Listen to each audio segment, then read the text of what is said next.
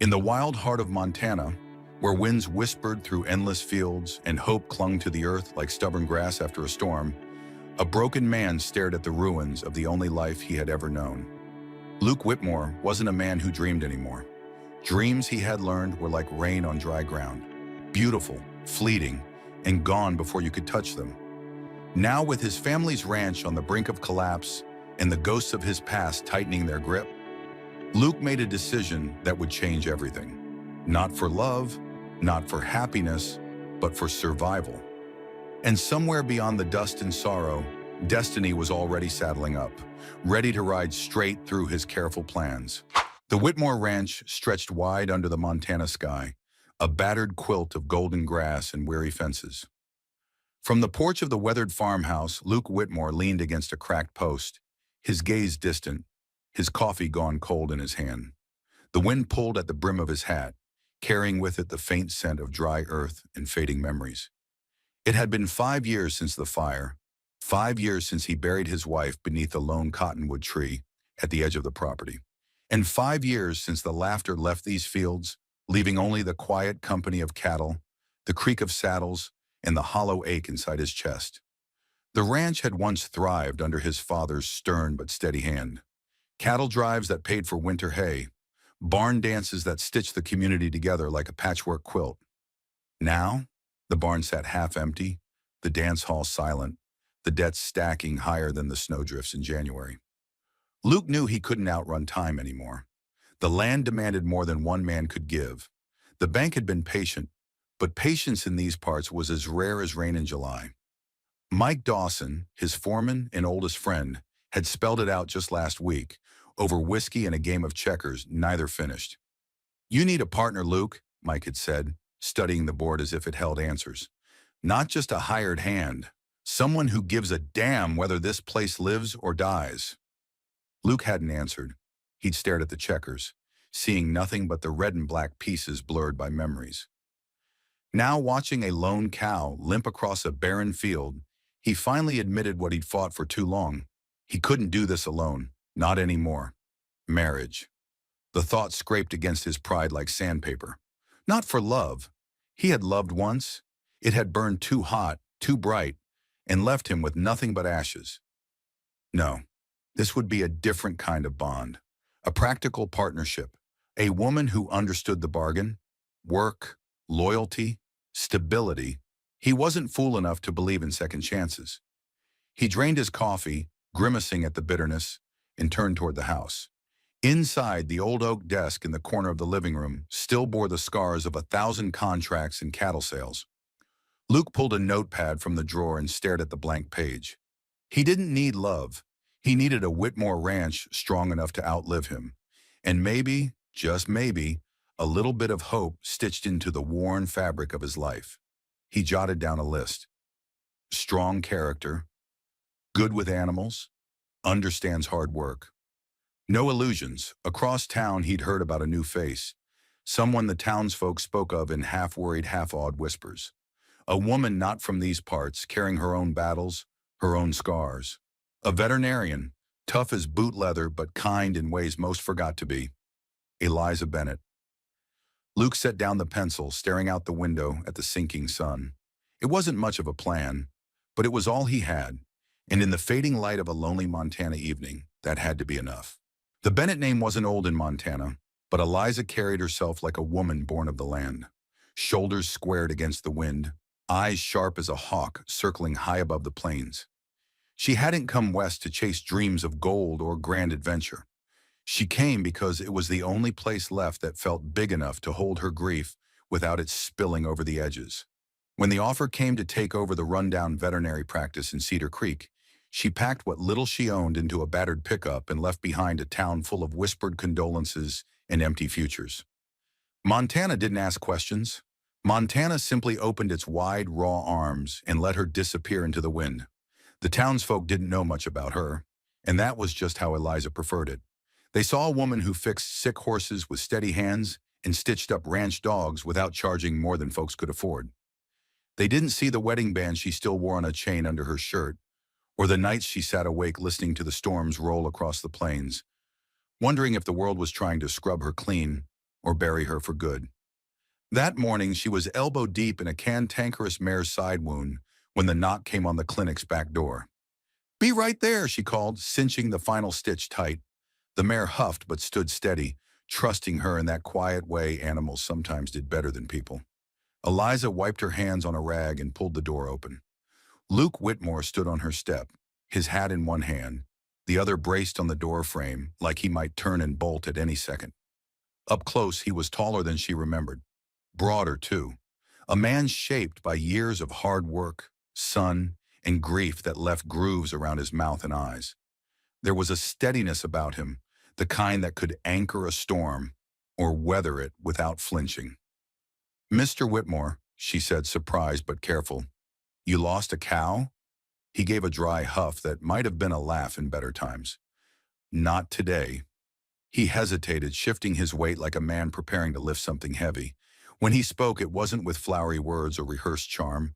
It was plain, honest, heavy. "I'm looking for a partner," he said. "Someone strong, practical, no illusions." Eliza blinked, the words sinking in slowly, like rain into dry soil. "A partner," she repeated. He nodded once like he was hammering in a fence post. Not, not romance," he said, the words catching in his throat before he shoved them out. "A marriage, of necessity." The clinic's old refrigerator buzzed in the silence between them. Eliza leaned against the doorframe, studying him. Marriage. The word should have felt absurd, should have made her slam the door or laugh in his face. But it didn't. It slid into the broken spaces inside her and settled there. Strangely, right. What did she have here, really? A crumbling clinic, barely enough income to keep the lights on, a town that would forget her name the minute she left. And yet, behind Luke's awkward words, she saw something unexpected. Respect, not pity, not empty promises, just a battered man offering her a place beside him, carved out with hard work and grit. She thought of the horses still needing care, the stray dogs no one else would treat, the little boy who came every week with his three-legged cat and big dreams of being a vet someday. Without a stable place, she'd lose all of it. "What exactly are you offering?" she asked, crossing her arms. Luke set his jaw, meeting her gaze squarely. "Half the ranch's profits, full say in your work. Room to run your practice out of the old East barn if you want it. Shared responsibility." He paused, then added gruffly, "Shared life. But separate, if that's what you need." Eliza looked past him, out to where the fields rolled out under a bruised sky. She could almost see it, this new life, stitched together out of scraps and stubbornness. Not pretty, not easy, but real. "You don't know me," she said finally. "I know enough," Luke said simply. "You work hard. You don't scare easy." A smile tugged at the corner of her mouth despite herself. "No promises," she said, holding out her hand. "No expectations," he agreed, taking it. His hand was rough, calloused, steady, not soft like a dream, solid like a foundation. And somewhere deep inside, under the ashes of everything she thought she'd lost, something flickered. Not hope exactly, something older, stronger, survival. "Guess we have ourselves a deal," she said. Luke tipped his hat, the ghost of a smile in his eyes. "Welcome to Whitmore Ranch, Mrs. Bennett." The words hit the air between them like a stone thrown into a still pond. And far off, under the wide Montana sky, a storm brewed, quiet, powerful, and full of possibility. The East barn wasn't much to look at. Its roof sagged in the middle like a tired old man, and the walls leaned just enough to make a body nervous in a stiff wind. But when Eliza stepped inside, she didn't see decay. She saw possibilities. Dust motes floated through shafts of morning light slicing through broken boards. The scent of old hay and horse lingered in the air, stubborn and familiar. Luke stood beside her, arms crossed, eyes watching her, not the barn. "This'll be yours to fix up," he said. "However you want it." Eliza turned slowly, taking it all in, the skeletal rafters, the cracked floorboards, the promise hidden under all that ruin. "You really mean it," she said, half to herself. Luke's mouth twitched like he wanted to smile but didn't quite know how. I wouldn't have asked if I didn't. That was the thing about him. No frills, no empty talk, just a plain truth wrapped in calloused hands and tired eyes. And somehow Eliza found that more comforting than any sweet words could have ever been. She set to work immediately, sleeves rolled up, hair tied back, heart hammering in a way it hadn't in months.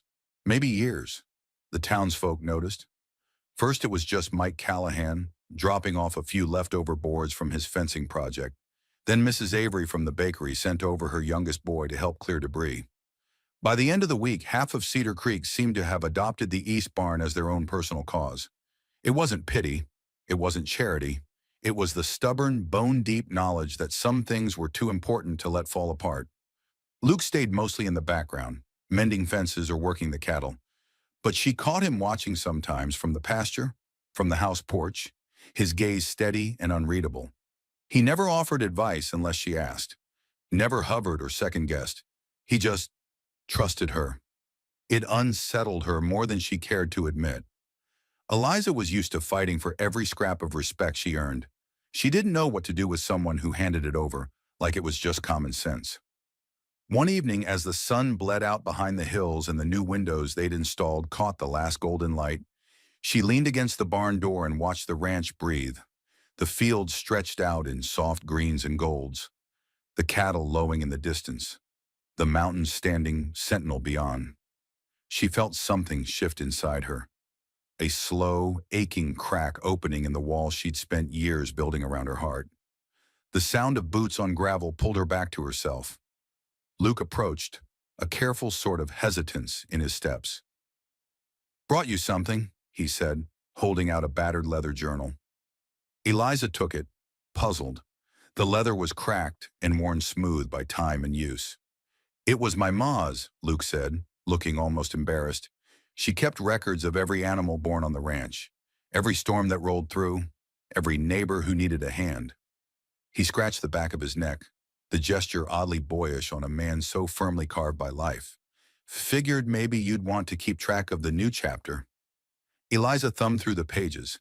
Neat handwriting filled the early ones. Later entries grew shakier, smaller, but never stopped. Hope stubborn and scratched into paper. A lump rose in her throat. "I don't know what to say," she whispered. "Just say you'll stay," Luke said, so quietly she barely heard him, over the sigh of the evening wind. Eliza looked up, really looked at him, at the man offering her not a perfect life, but a place to belong, broken edges and all. And she realized something startling. She wasn't afraid. Not of the barn falling down, not of the town whispering, not of the ghosts she carried tucked under her ribs like sharp stones. Because maybe, just maybe, healing didn't mean forgetting. Maybe it meant building something stronger from the ruins. She smiled then, slow and sure. "I'll stay," she said. Luke's shoulders sagged with relief, like a man setting down a burden he hadn't realized he was carrying. They stood there in the dying light, the east barn rising solid and real behind them, and for the first time in a long while, Eliza felt the future stretch out before her. Not like a road she had to run from, but like a home she could walk toward. For the first time in a long while, she wasn't walking alone. The storm rolled in faster than anyone expected. One moment, Eliza was stacking fresh timber by the barn door. The next, the sky darkened into a wall of bruised gray. The first crack of thunder rattled the loose window frames, and a sudden gust nearly tore the barn doors off their hinges. "Eliza!" Luke's voice cut through the roar of the rising wind. She turned to see him sprinting across the yard, coat flapping behind him, hat lost to the gale. "Get inside!" he shouted. Before she could move, a wall of dust and rain slammed into her, blinding and deafening. Strong arms closed around her, lifting her clear off the ground, and the next thing she knew, she was inside the main house, dripping and coughing. Luke slammed the door against the howling wind and locked it. "You trying to get yourself killed out there?" he barked, his voice sharp with fear rather than anger. Eliza wiped the water from her eyes, breathing hard. "I was getting the timber. If that roof gives way, all our work—" "I don't give a damn about the timber," Luke snapped, shocking her into silence. "I care about you." The words hung between them, raw and undeniable. Neither of them moved. The only sound was the storm hammering against the windows, rattling the walls. Luke took a shaky breath, running a hand through his soaked hair. "I nearly lost you out there," he said, voice roughened to a whisper. Don't, don't scare me like that, Eliza." She stood frozen, the weight of everything unsaid pressing on her chest. The careful distance they'd maintained, the unspoken agreement to keep things safe, simple, shattered in one moment of fear. Slowly, she crossed the few feet between them. "I'm right here," she said quietly. "You didn't lose me." Something broke in Luke's expression, a crumbling of that quiet, grim stoicism he wore like armor. His hand lifted hesitantly, brushing a strand of wet hair from her forehead. The touch was feather-light, almost reverent. "You're soaked," he muttered. "So are you," she replied, a smile tugging at her lips despite the adrenaline still buzzing in her veins. They stood there dripping on the hardwood floor, the world outside coming apart at the seams, and somehow it felt like the safest place she'd ever been. The lights flickered and went out, plunging them into a soft, uncertain darkness. Luke cursed under his breath. "Generators out. Figures." Eliza laughed, a short, breathless sound, and Luke stared at her like he'd never heard anything sweeter. "Come on," he said gruffly. "There's a fireplace in the sitting room. Let's get you warm before you catch your death." They stumbled their way through the dim house, Luke guiding her by the hand. In the sitting room, he knelt by the hearth, coaxing a reluctant fire from damp kindling. Eliza watched him, the play of shadows across his face, the stubborn set of his jaw. A man who built things, protected things, fought for what he cared about, even if he didn't always know how to say it. The fire caught, throwing a warm glow across the room. Luke stood and turned toward her, and for a long moment, they simply stared at each other, the storm forgotten. "Why did you really offer me the East Barn?" Eliza asked, voice soft. Luke hesitated, then came to sit beside her on the worn rug. "Because you needed a fresh start," he said finally, "and because maybe I needed one too." His eyes met hers, unguarded now. "I thought if you could make something beautiful out of that broken-down wreck, maybe there was hope for the rest of us too." Eliza's throat tightened painfully. She reached out, fingers brushing his. "There's always hope," she whispered. "You just have to believe it's worth fighting for." The fire crackled between them, a small, stubborn blaze against the raging storm. Outside, the wind howled and the rain lashed the windows, but inside, a different kind of storm was brewing, one that could either tear them apart or bind them together forever. Luke's hand closed around hers, rough and sure. "I'm tired of being afraid," he said. "So am I," she admitted. They leaned into each other, not with the desperate passion of storybooks, but with something steadier, stronger, two broken souls finding shelter in each other. The storm outside would pass. They both knew that. But this was a storm worth weathering. But this was a storm they would brave, hand in hand, heart to heart. The morning after the storm, the world outside looked battered but unbroken. The eastern pastures glistened under a fragile dawn, the mud-drenched fields steaming as the sun rose. Broken branches and scattered debris dotted the landscape. But the ranch house still stood, the barn still held, and, most importantly, so did they. Eliza stepped onto the porch, Luke close behind her, his hand brushing the small of her back like a silent promise. The air smelled fresh, raw, like something new had begun. "Storm didn't take us down," Luke said, surveying the damage. "Neither did everything else life threw at you," Eliza replied quietly. He glanced at her then, a quick, searching look, as if trying to memorize her standing there, barefoot on his porch, hair tousled by the soft wind, eyes lit by something fierce and unshakable. "You don't give up easy," he said. "I learn from the best," she teased, bumping his shoulder lightly with hers. Luke chuckled, a low, rough sound that warmed her more than the morning sun. "I have to check the southern fence lines," he said after a moment. "Some of the cattle might have gotten through." Eliza nodded. "I'll stay here. Start cleaning up the yard. We've got a long day ahead." He hesitated, then reached out, tilting her chin up to look at him fully. "You sure?" Eliza smiled. I'm tougher than I look. Luke's thumb brushed her cheekbone once, tender and fleeting. Yeah, he murmured. You are. And then he was gone, mounting his horse and riding toward the horizon, a silhouette of purpose against the newborn sky. Eliza watched him until he disappeared beyond the trees, heart tight with something dangerously close to hope. Hours later, the ranch buzzed with life. Hands worked side by side, hauling debris, fixing fences, salvaging what they could. Laughter mixed with shouted instructions, a symphony of stubbornness and survival. Eliza worked among them, her sleeves rolled up, boots caked in mud, muscles aching in the best possible way. This was more than rebuilding a ranch. This was reclaiming a future. As she stooped to gather a fallen shutter, a battered truck pulled into the yard, kicking up dust. Eliza squinted against the glare, heart skipping when she recognized the figure that stepped out. Sheriff Dobbs. Not alone either. Marla Bennett, the town's busiest gossip and unofficial queen of the social committee, climbed down from the passenger side, smoothing her prim skirt with fastidious hands. Eliza wiped her hands on her jeans and approached, wary. Mornin', Miss Eliza, Dobbs said, tipping his hat. Mornin', Sheriff. What brings you out here? Marla spoke first, voice syrupy and sharp all at once. We heard about the storm. Thought maybe the community could lend a hand. Her eyes darted to the eastern barn, the one Eliza had claimed and begun restoring before the storm had put everything on hold. It was battered but still standing. A miracle. Eliza folded her arms. Appreciate the concern. Marla pressed on, oozing false sympathy. Thing is, some folks were wondering whether it's proper for you to be living out here, alone, with Luke Dawson. No wedding band in sight. The words sliced sharper than any knife.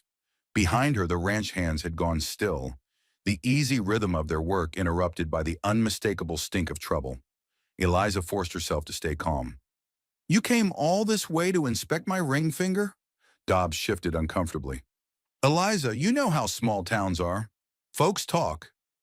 Luke's truck appeared at the end of the drive, his return perfectly timed. He swung down from the cab, mud splattering his boots, and stalked toward them with a thundercloud expression. What's this about? He demanded. Marla straightened, a vulture scenting blood. Just expressing concern, Mr. Dawson, about appearances, about propriety. Luke's hands curled into fists at his sides, but he didn't lash out. Instead, he turned to Eliza. You tired of fighting these battles alone? He asked, voice steady and loud enough for everyone in the yard to hear. Eliza blinked, thrown off by the sudden intensity in his gaze. You want to keep pretending this isn't real? Keep giving people reasons to question what we've built? Her heart thudded painfully against her ribs. No, she said. I'm done pretending. Luke stepped closer, pulling something from his jacket pocket. A small battered box. He flipped it open. Inside lay a simple silver band, weathered like everything else on the ranch, but strong, solid, true. Marry me, Eliza. No flourish, no crowd-pleasing speech, just Luke offering her everything he had. Eliza stared at him, heart wide open, hands shaking with the force of everything she felt. Joy, fear, love. Yes, she whispered. Yes, Luke Dawson. 1,000 times yes. The gathered hands erupted into cheers. Marla Bennett sputtered indignantly, retreating toward the sheriff's truck as fast as her pride would allow. Luke slipped the ring onto Eliza's finger, his hand steady as bedrock. When he kissed her, it wasn't dramatic or showy, just real, and it felt like home. The storm had broken more than fences. It had broken open two stubborn, lonely hearts. And now in the clearing aftermath, they were building something new, something worth weathering every storm that might come. The wedding wasn't grand. No lace-draped aisles, no orchestras swelling in the background. Just the cracked porch of the Whitmore Ranch, a scattering of wildflowers picked fresh from the fields, and a sky so wide and blue it seemed to hold its breath for them. Luke stood at the center, his best shirt stiff from too much starch, hands clenching and unclenching at his sides. Eliza approached him with steady steps, her dress plain but beautiful, the hem already dusted with the earth she had come to call home. Around them, the townsfolk gathered. Not out of obligation, but because something rare was happening here, and no one wanted to miss it. Mike Dawson cleared his throat and opened a battered Bible, his voice gruff but sure. He didn't read long, didn't say more than needed, because some promises didn't need grand words to hold weight. "I reckon you two know what you're doing," Mike said finally, his mouth twitching in a smile. "And if you don't, well, you'll figure it out. Together." Luke reached for Eliza's hand. It fit in his, like it was always meant to. "You got vows ready?" Mike asked, almost teasing. Luke cleared his throat. "I do," he said simply, squeezing her fingers. Eliza smiled, a trembling, luminous thing. "I do," she answered, voice sure and steady. The kiss that sealed it wasn't rushed or wild. It was deliberate, carved from all the storms they had survived and all the stubborn hope they were still learning to trust. The ranch hands whooped and hollered.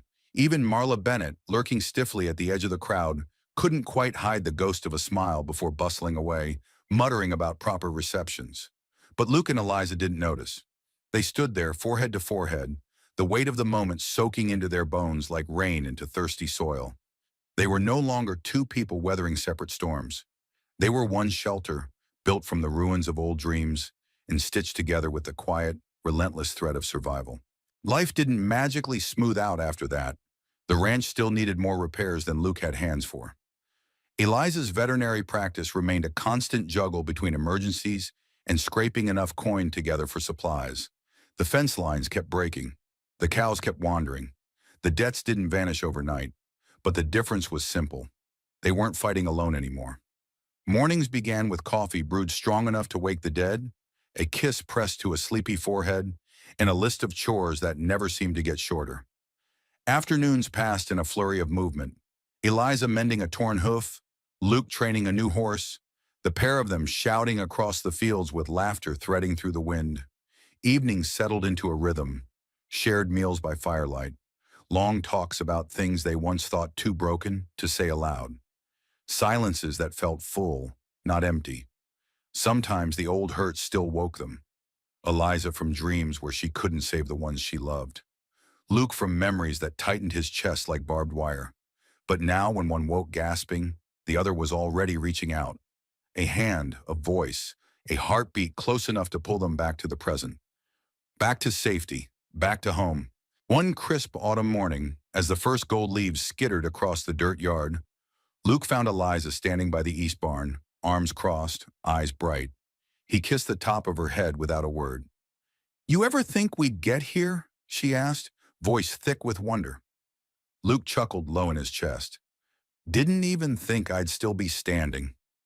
Eliza leaned against him, her hand sliding into his. "I was scared," she admitted.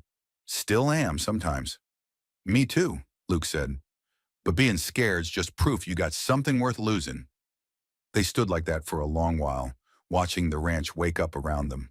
Cattle bawling, barn doors creaking, a hawk wheeling lazy circles overhead. Eliza smiled, feeling the old scars inside her ache. Not with pain, but with the memory of healing. "I want to make this place even better," she said. "Not just survive it. Make it a place people remember for something good." Luke squeezed her hand. "Already is, darling." Already is. In the distance, a small group of children from Cedar Creek tumbled off a wagon, racing toward the barn where Eliza had started holding free lessons. Teaching any kid who cared how to listen to an animal's heartbeat, how to stitch up a wound, how to hope again. A second chance. Not just for Luke and Eliza, but for anyone stubborn enough to believe in new beginnings. Luke watched them with a slow, rare smile. "We built this," he said, wonder in his voice. "No," Eliza corrected gently. "We are building it. Every day." The wind stirred the fields, carrying with it the scent of hay, earth, and something sweet, something growing, something lasting. Together they turned back toward the ranch, shoulders brushing, steps in rhythm. The future stretched before them, rough, untamed, beautiful, and this time they wouldn't be riding toward it alone. This time they had each other, and that was enough.